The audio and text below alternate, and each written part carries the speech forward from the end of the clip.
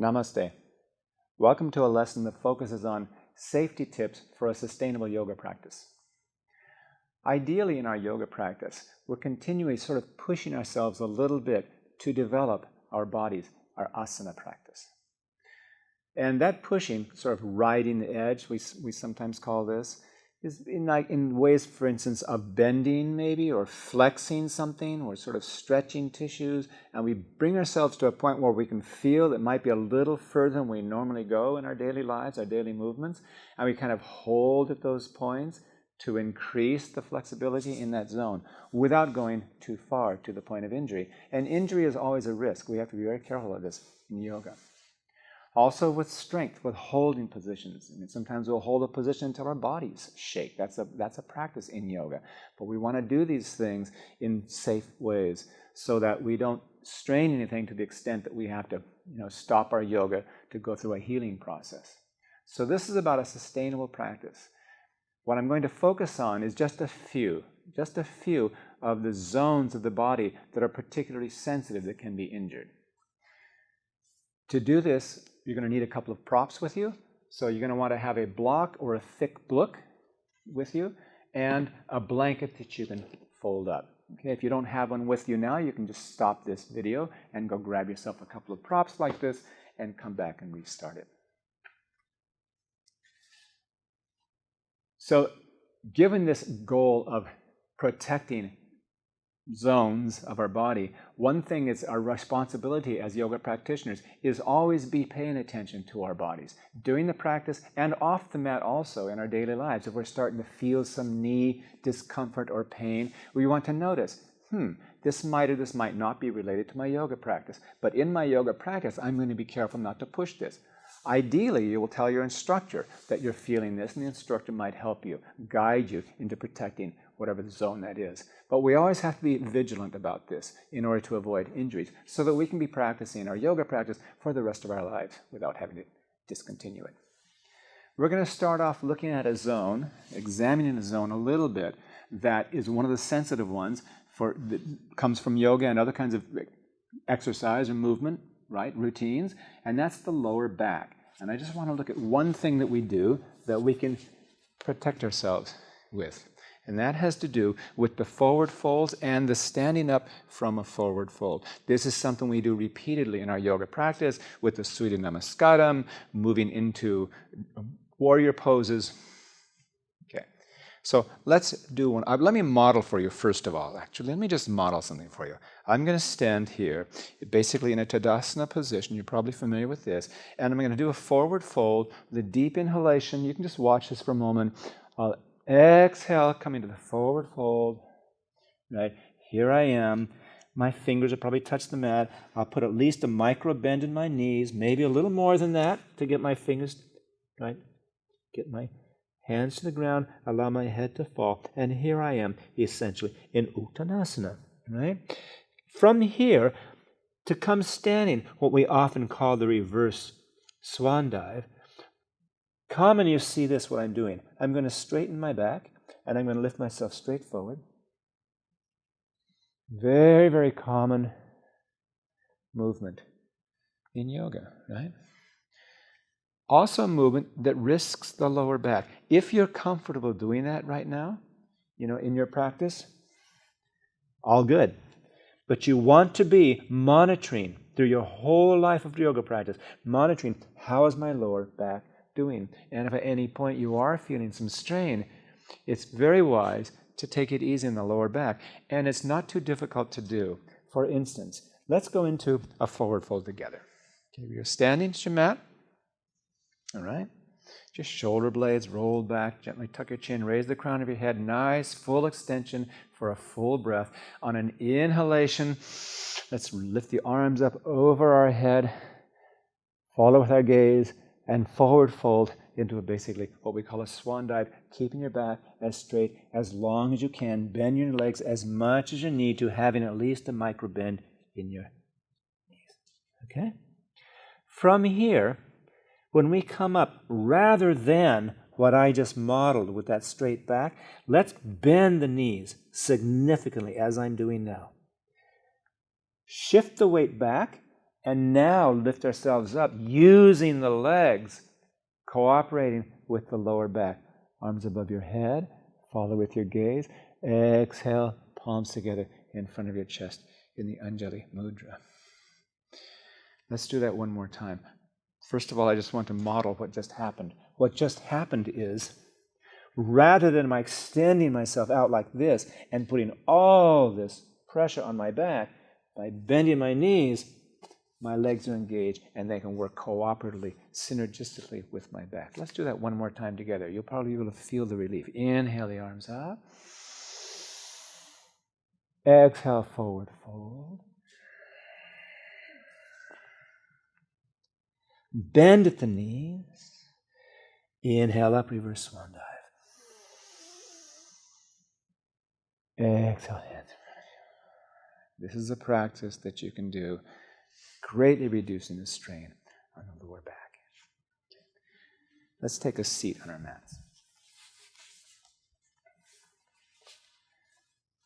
Another zone that needs attention is wrist.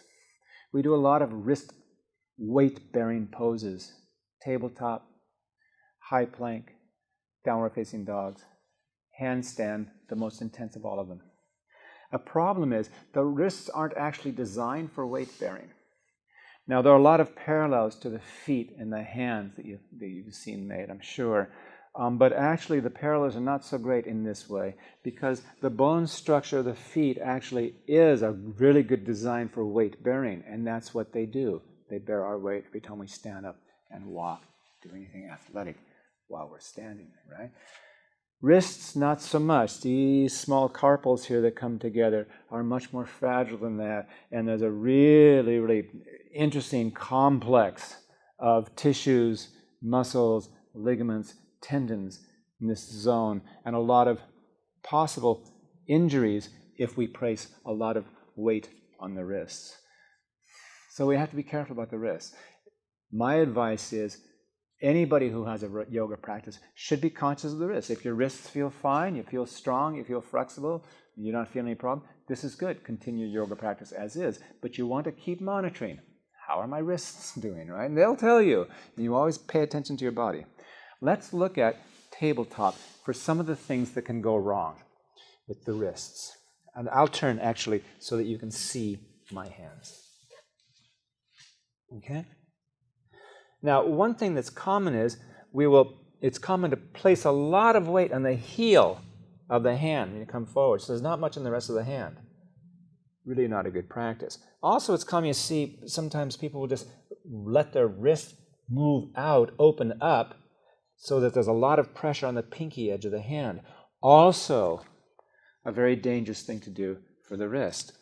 A protection is to get the hands completely on the mat and grip the mat with your fingers. Slightly grip them. You're activating the knuckles of the fingers and the thumb, particularly index finger and thumb, which prevents us from rolling out like this. Okay? And we're spreading the fingers as wide as is comfortable. Okay? You see some folks can really make them very, very wide, and your hands might not do that. You don't want to press further than is comfortable for you. So just open them as wide as possible. There's a common cue by which we say that the middle finger should be sticking straight out, right? And that feels great for lots of us. For others, not so much, and it feels better just to rotate left to left, right to right a little bit. Always a good idea, right? So those are a few things you want to watch for. If you have that nice grip, as I'm gripping now, you're protecting your wrists. Another thing that can be done is that you can use, and you might want to try this now with your blanket. You could take a folded blanket.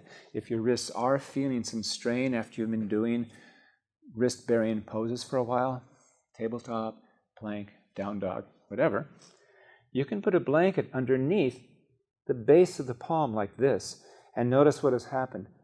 The primary thing that's happened here is I'm still pressing with the fingers, I'm still gripping with my fingers, right? The primary thing that's happening is that I've changed the angle here so that it's not quite as acute.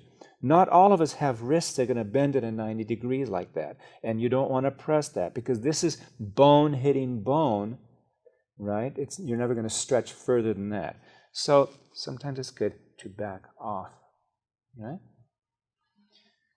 Another caution is some of us have rather soft yoga mats we use. It's better on the knees when we're in tabletop, for instance. And a soft mat is not. Having kind of a cushy mat is a nice thing for that. However, having a cushy mat, I'm going to pretend this is a mat. If this were my yoga mat, having a cushy mat invites this. And you probably know this from one-legged balance poses. If you're in tree pose, you want to have something really solid for that foot. You don't want those ankles, wobbling around while you're trying to balance yourself, right? You want something firm. Well, the wrist also, if I'm in tabletop and this is very, very cushy, there's not much chance for me to stabilize myself with my fingers. So if you do have a really cushy mat, what you might want to do in something like tabletop is come up to the edge beyond your mat and use the floor, okay? Or if you have a heavy mat, you don't have to worry about that. And you have a knee problem for being in tabletop long, of course you put a blanket, as I'm doing now, and now I'm protecting my knees and also protecting my wrists because I have a nice firm base. Another safety feature sometimes people do for the wrists, if they're having wrist pains or the wrists just don't like to open out like this in that way, is to use the fist, right? And one can do tabletop with the fist, right? One can do plank with the fist. One could do down dog with the fist. Okay? So this might be pressing your knuckles more than you want. You might have to get used to that, but certainly it will protect your wrist. Let's look at another zone. Let's look at the neck. Well, the neck is certainly something we want to keep comfortable, strong, flexible. Our yoga practice should give us the strength and the flexibility, then in our daily lives we're not likely to have any injuries.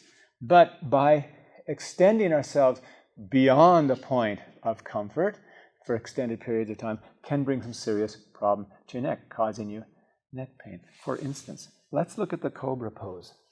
Let's just lie on our stomach, okay? Hands next to our shoulders, a little bit outside them. Inhale up. When you come into the cobra pose, ideally to protect your neck, you'll just be extending the crown of your head up away from your shoulders. You don't need to do this with your neck. You're not trying to look back at your feet. That's not the goal. Okay? It's enough just to extend the head to give a nice neck extension. Okay? This will protect your neck. In your cobra pose, you should ideally not feel any tension. You just feel that your body is rising in one piece, chest to the top of your head. Let's try that together. In the cobra pose, inhale up. You might even tuck your chin slightly and let the head come up with the pose. And down. Right? Let's come back to seated position. That same neck movement we can be doing in downward facing dog, upward facing dog, trikonasana, other poses. The ideal here is that we have essentially a continuous line from about the center of our chest up to the crown of the head without a lot of crimping of the neck. This is for safety, and this is for any cases where you're starting to feel some kind of neck pain. Let's look at the knees. If you're seated as I am now in cross-legged position, or if you're not, please do so. And let's look at a simple cross-legged position like this. So for sitting cross-legged, right now as I'm sitting, my knees are pretty far up, right? They're not very far down the mat. I'm not really trying into the other poses where the knees come down. I'm just leaving them as they would be if my shin here was falling against my ankle. This is fine for long meditations, for perhaps pranayama exercises in this position where you're sitting here for a long time. This is fine, except little by little, your legs are going to open out, which is good. It's going to give you more range of motion right here at the hip joint. But it also can strain, and if it feels like a strain, you want to avoid this. And you can avoid this by putting blocks or blankets underneath the knees, right, to relieve that pain, to avoid cramping here, but also by opening up the legs slightly, your knees, that is pushing the ankles a little further from your body, your knees feel less strained than if you had them pulled tightly in. So this is to protect the whole groin area and your knees. Another common position for both pranayama and meditation is sitting on our heels. And you might try that with me now.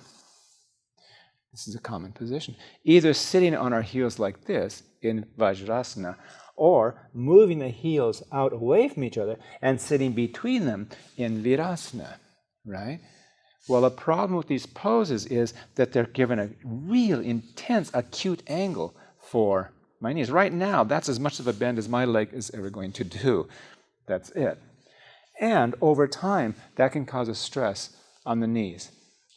Obviously, I want my knees to be strong, and I want good range of motion in my knees. But I want to get there gradually and not press myself to a point of much pain. So in this position, Vajrasana, okay, one thing that we can do to relieve that angle is just to decrease the angle. There. Right? Knees are more comfortable. If that didn't work, I might add another layer. And there's nothing wrong with that either. I might do that until I find a point at which I can sit in a meditation, in a pranayama exercise, reading a book, right? So, over time, if you start here, maybe you'll find yourself removing this one. And maybe as the knees get accustomed to it, you find yourself removing this one, or not. It's not necessary to remove them. But these are comfortable ways of doing that. If you're one who likes to have the heels out, another common thing to do is to just put the block underneath you and sit, right, with the feet on either side. Over time, you might find yourself lowering that block position a bit, and if that's comfortable to you, and you can do this for a long period of time, then you've found a new position for yourself and you're developing. But you're developing safely in a way that will give you, it will yield to you a sustainable yoga practice. Okay? So these are just a few tips. Being conscious of our joints. The main idea is, throughout our yoga practice, we have to be attentive. We want a sustainable yoga practice. We want to be able to do our yoga practice for the rest of our lives without risking injury. And we can do so by always being honest with ourselves. Do I feel a little discomfort here? Do I feel pain at the end of this week? And if so, where is that zone? Right? Ideally, talk with your instructor about it. And also, take precautions, as we just did today, for the lower back, the knees, and the neck. I wish you a productive practice. Namaste.